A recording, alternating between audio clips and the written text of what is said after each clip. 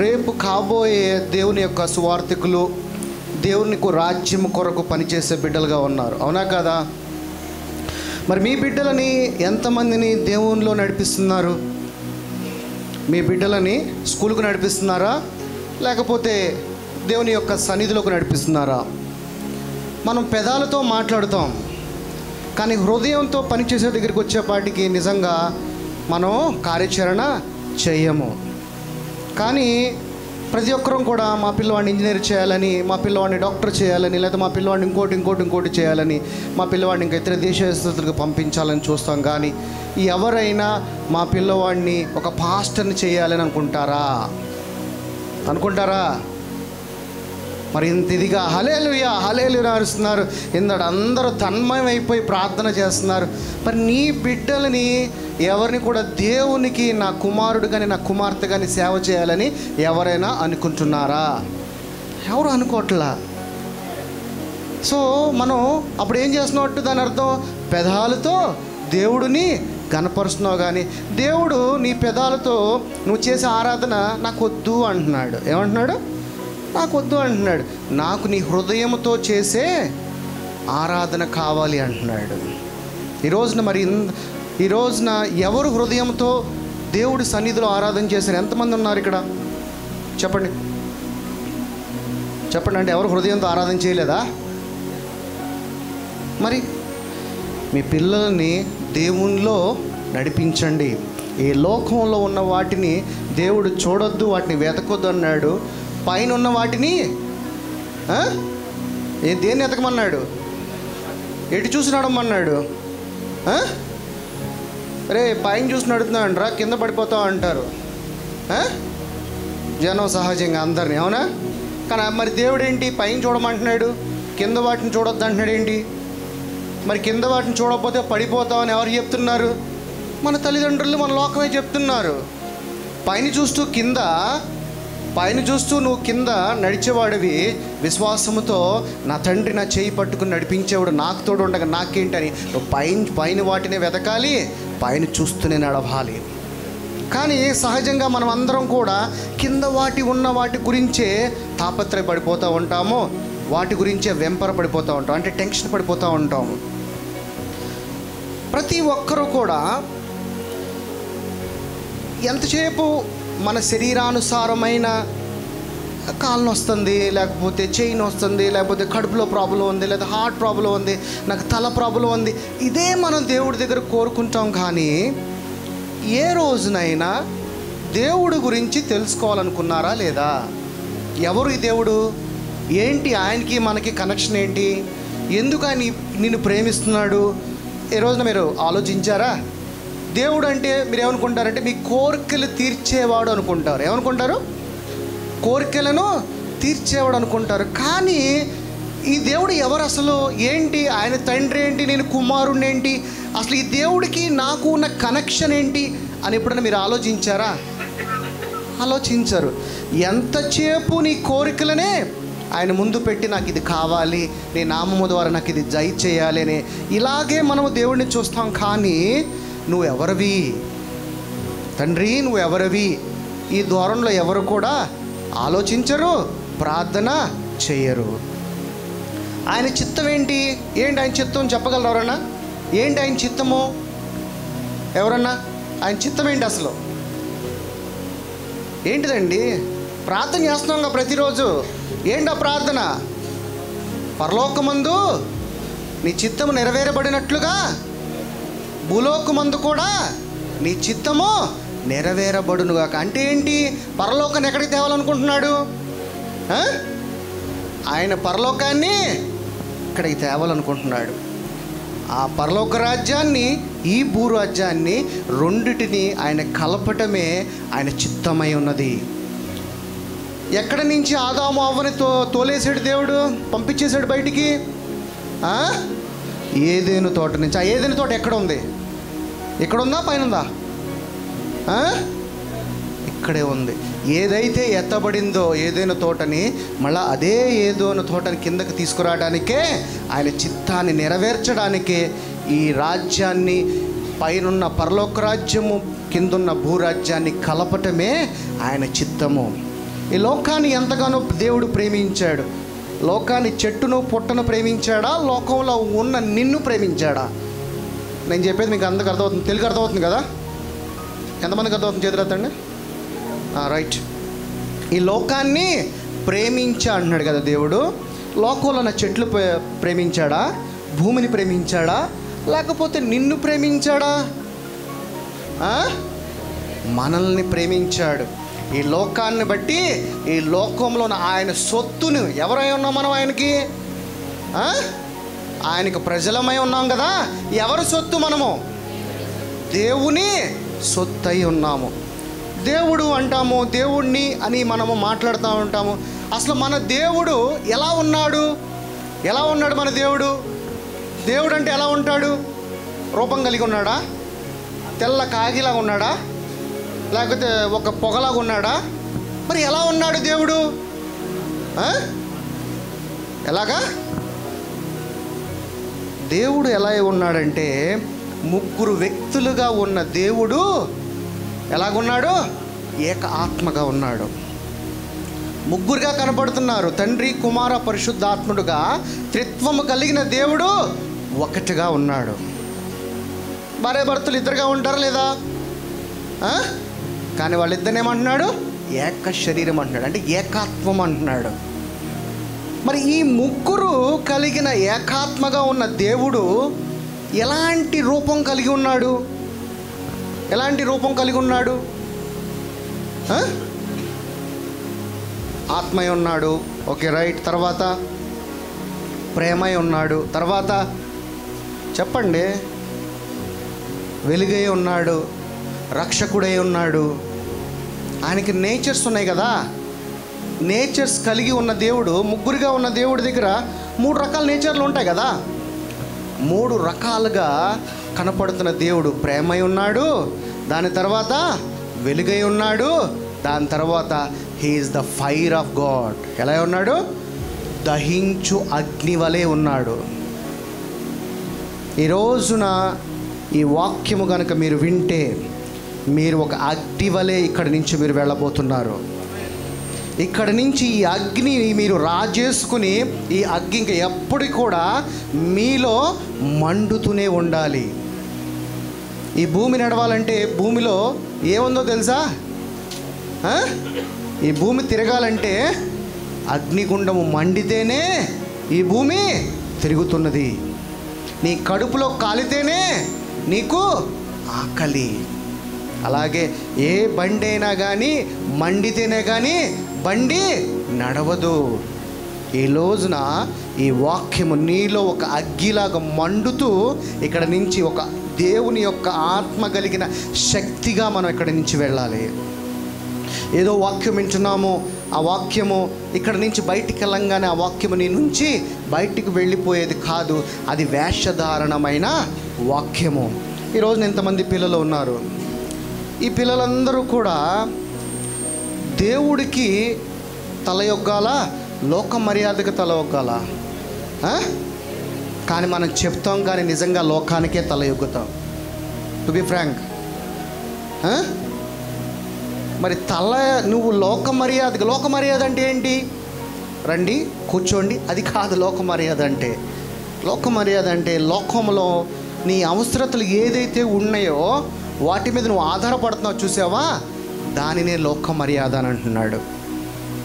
దేవుని యొక్క వాక్యాన్ని నీలో దేవుడు ఏమంటున్నాడంటే, ఆ వాక్యాన్ని జీవనదిలాగా ప్రవహింపజేయమంటున్నాడు.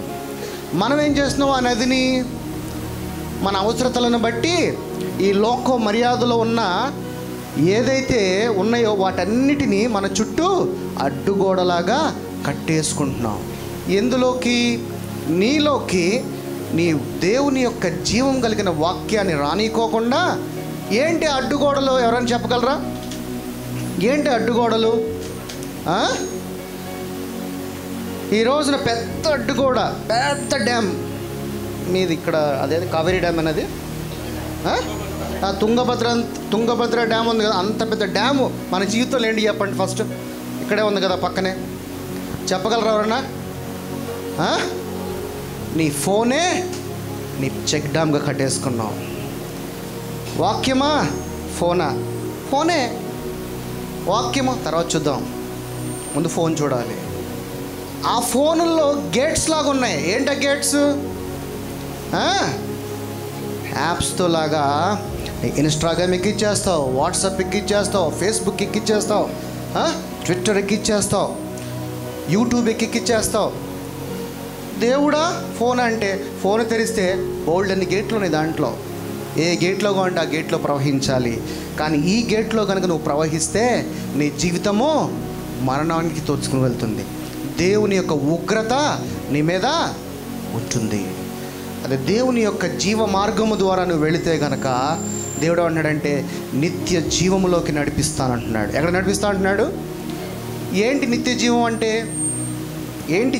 నిత్య జీవం అంటే ఏంటి?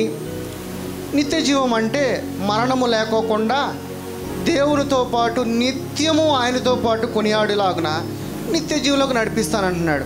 కానీ మనం ఈ లోకంలో ఉన్న వాటికి దగ్గరైపోయి మనల్ని మనమే కష్టాలు దేవుడు ఇస్తాడా, మనం తెచ్చుకుంటామా?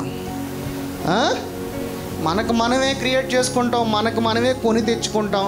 కానీ దేవుడి దగ్గరికి వెళ్ళి దేవుడిని నిందిస్తూ ఉంటాం. కానీ దేవుడు అంటున్నాడు, ఆయన ప్రేమగా చూస్తున్నాడు నువ్వు ఎప్పుడు మారు మనసు పొందుతావా అని.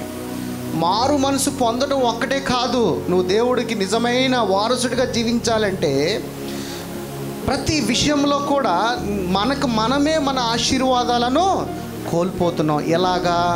దేవునికి ఇవ్వవలసిన సమయాన్ని ఇవ్వము. మనము దేవుడిని మనము ప్రథముడుగా పెట్టి నడుచుకోము. దేవుడి యొక్క వాక్యానికి చెవి యొగ్గము.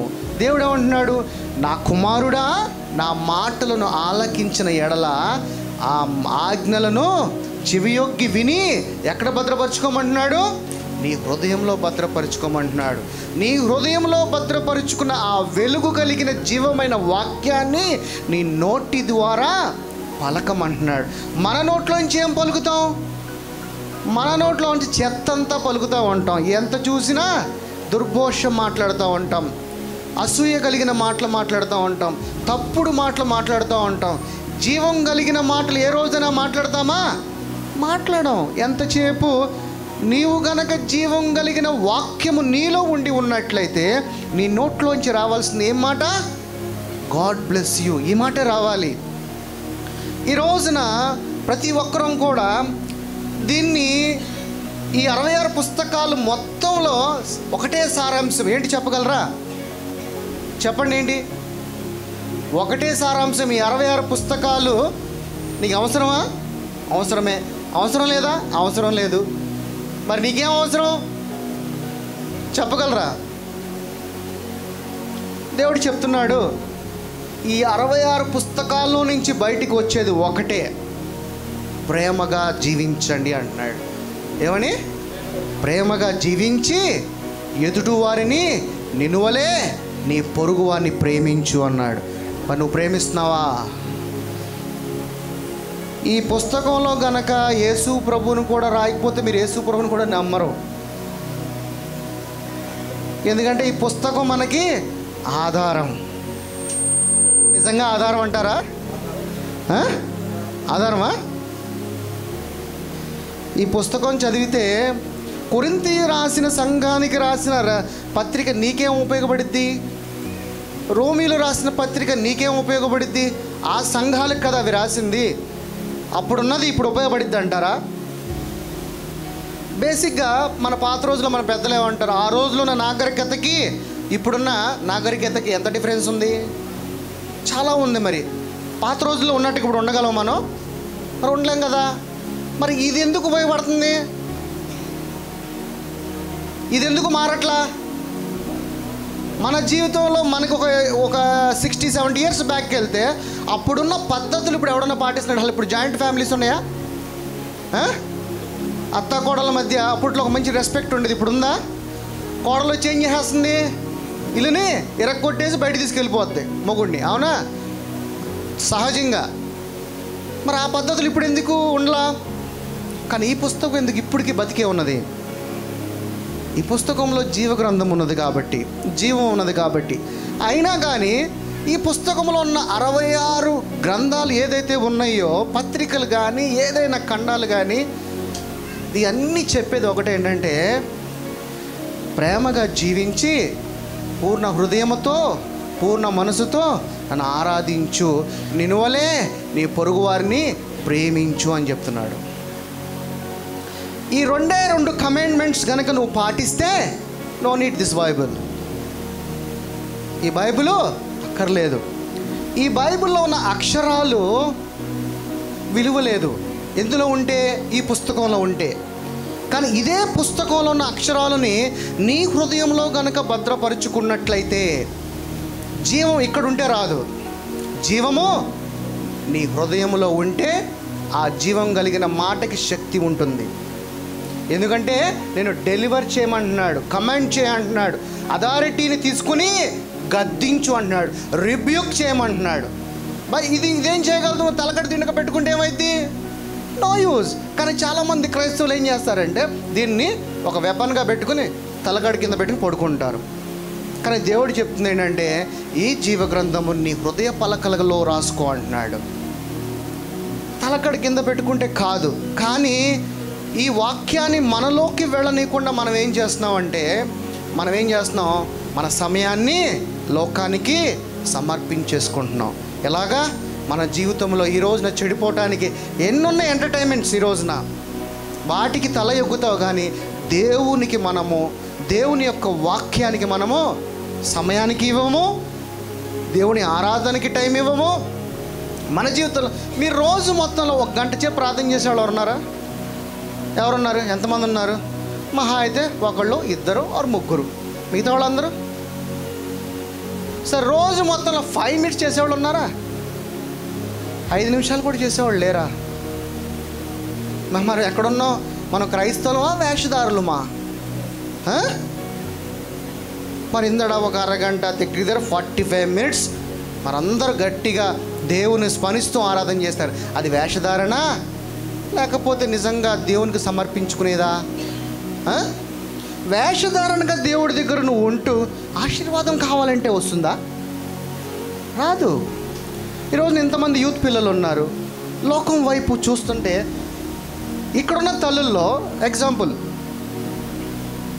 స్కూల్కు వెళ్ళి వచ్చిన తర్వాత వాడు ఆటలాడుకుంటూ ఉంటే ఎంతమంది తల్లిదండ్రులు వాళ్ళ యొక్క హస్బెండ్స్కి ఏమండి వీడు హోంవర్క్ చేయట్లేదు బయటికి వెళ్ళి ఆడుకుంటున్నాడండి అనేవాళ్ళు ఎంతమంది ఉంటారు? చేతులు ఎత్తరు. మ్యాక్సిమం చేతులు ఎత్తరు మీరు, కానీ అందరూ అదే చెప్తారు. హోంవర్క్ చేయలేదని గద్దించేవాళ్ళే ఎక్కువ. కానీ ఎవరైనా పిల్లవాడు వచ్చాడు, వాడు ప్రార్థన చేసుకోలేదు, బైబుల్ చదువుకోలేదని చెప్పేవాళ్ళు ఎవడన్నా ఉన్నాడా? ఎవరు లేరు. మరి అలాంటప్పుడు మనం నిజమైన క్రైస్తవులమా? మనల్ని మనం మోసం చేసుకునే క్రైస్తవులమా? మనల్ని మనమే మోసం చేసుకుంటూ బ్రతికే క్రైస్తవులము. క్రైస్తత్వం అంటే మతం కాదు. క్రైస్తత్వం అనేది మార్గము. నీ పిల్లవాడిని దేవుని యొక్క మార్గంలో కనుక నడిపిస్తే ఏం చెప్తున్నాడంటే దేవుడు, తల్లిదండ్రులైన మీరు ముందు దేవుడికి మిమ్మల్ని మీరు సమర్పించుకుని దేవునిలో వాక్యములో ఉన్న జీవమును, సత్యమును, మార్గమును మీరు తెలుసుకుని ఆ వాక్యమును మీ పిల్లలకు కూర్చున్నప్పుడు, పడుకున్నప్పుడు, త్రోవ వెళుతున్నప్పుడు, నడుచుచున్నప్పుడు, ఎక్కడున్నా కానీ మీ పిల్లలతో ఉదయం లెగగానే దేవుని మాటలను మాట్లాడించండి అని దేవుని యొక్క లేఖనములు చెప్తుంది. కానీ మనము ఉదయం లెగంగానే స్కూల్కి రెడీ అయిపోండి, టైం అయిపోయింది, హోంవర్క్ చేసావా, బైబిల్ చదివావా అని ఎవడు అడగడు, హోంవర్క్ చేసావా, ప్రార్థన చేసుకున్నావా అని ఎవడు అడగడు, త్వరగా బట్టలను వేసుకో, షూ వేసుకో, ఇంకోటి క్యారేజ్ తీసుకో, ఇదే మాట చెప్తారు తల్లిదండ్రులు. చెప్తామని చెప్పవండి. మరి మీ పిల్లవాళ్ళు అప్పుడు దేవుళ్ళో ఉంటారా? లేకపోతే వాడు ఒక మంచి ర్యాంక్ తెచ్చుకుంటే మురిసిపోతావు, అదే దేవునిలో పర్లేదు దేవునిలో లేకపోయినా పర్వాలా, కానీ నువ్వు మంచి మార్కులు తెచ్చుకోవాలి, నువ్వు మంచిగా పాస్ అవ్వాలి. నీ కొడుకు తెచ్చిన మార్కులను చూసి నువ్వు మురిసిపోతావు, కానీ నీ పిల్లవాడిని చూసి దేవుళ్ళో నిలబడలేదని ఏ రోజున బాధపడతావా? బాధపడవు. ఏమనుకుంటాంటే నేను చేస్తున్నాను కదా ప్రార్థన, నువ్వు ప్రార్థన చేస్తే నీ పిల్లవాడికి సరిపోతుందా? ఈ రోజున లోకం ఎలా ఉంది? ఎటు చూసినా పాపమే. ఇలాంటి పాపంలో నీ పిల్లవాడు సురక్షితంగా వెళ్ళి సురక్షితంగా నీ కూతురైనా నీ కొడుకైనా ఇంటికి రావాలంటే నువ్వు వాడిని ఎందులో నడిపించాలి? దేవునిలో, దేవుని యొక్క వాక్యములో, దేవుని ప్రేమలో నడిపించాలి. కానీ మనం ఎక్కడ నడిపిస్తున్నాము? పదా, ఈ లోక జ్ఞానము దేవుడికి ఏమై ఉన్నది?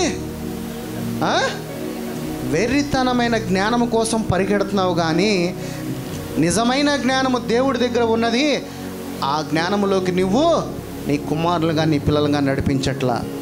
ఈ రోజున నిజంగా చెప్పాలంటే యూత్ ఫెస్టివల్ కాదు ఇది, ఇది పేరెంట్స్ ఫెస్టివల్.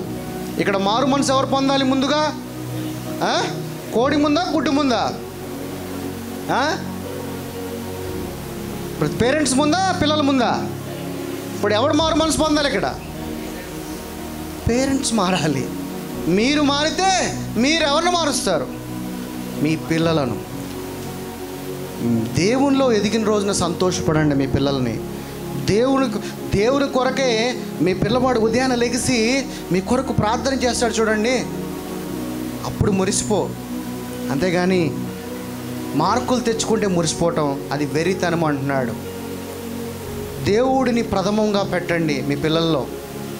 ఏం చేసినా ప్రతిరోజు లేవకంగానే ప్రార్థన తర్వాత ఏదైనా కానీ వాట్ నెక్స్ట్ ఏదైనా కానీ అలాగా మనము పిల్లలకి అలవాటు చేసుకుంటూ రావాలి. కానీ మనం ఈ లోక మర్యాద ఇవే వీటి గురించి మనం పరిగెడుతూ వీటి గురించి మనము ఆరాటపడుతూ పరిగెడతా ఉంటాం. కానీ మన పిల్లలను దేవుని నడిపించడానికి మనము ఆలోచించము. నా సహోదరి, నా సహోదరుడా, ఈరోజు నుంచి దేవుని యొక్క వాక్యాన్ని మీ హృదయంలో ప్రవహింపజేయండి.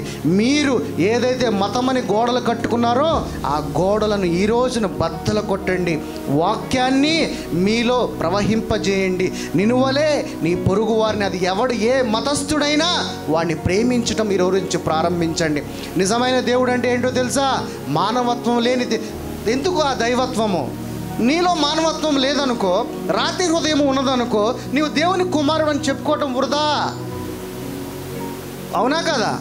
చాలామంది క్రైస్తవులుగా దేవుని బిడ్డలుగా తిరిగి జన్మించి నీలో ప్రేమే లేకపోతే, ఎదుటివాడికి ఒక రూపాయి సహాయం చేయలేవు, ఎదుటివాడికి ఒక అన్నం పెట్టలేని ప్రేమ వ్యర్థము అన్నాడు.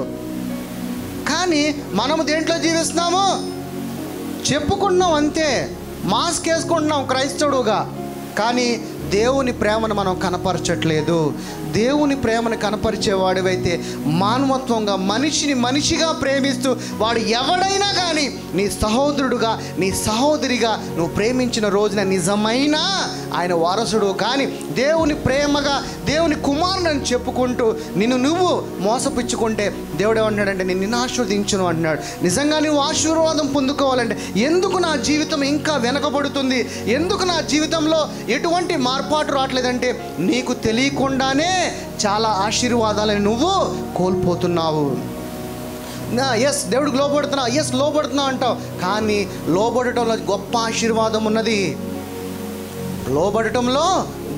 ఆశీర్వాదం ఉన్నది. లోబడితే నిన్ను నువ్వు స్ఫూర్తిగా దేవుడికి సమర్పించుకోవటము. కానీ మనము సమర్పించుకోకుండా దేవుడికి లోబడతాం అంటాం, కానీ నిజంగా దేవుడికి మనము లోబడము. సో ఈరోజు ఈ అగ్ని ఏదైతే మండే అగ్ని, దేవుడు ఒక అగ్ని, దహించు అగ్ని వలె ఉన్నాడు. ఎలా ఉన్నాడు? దహించు అగ్ని వలె ఉన్నాడు. ఆ అగ్ని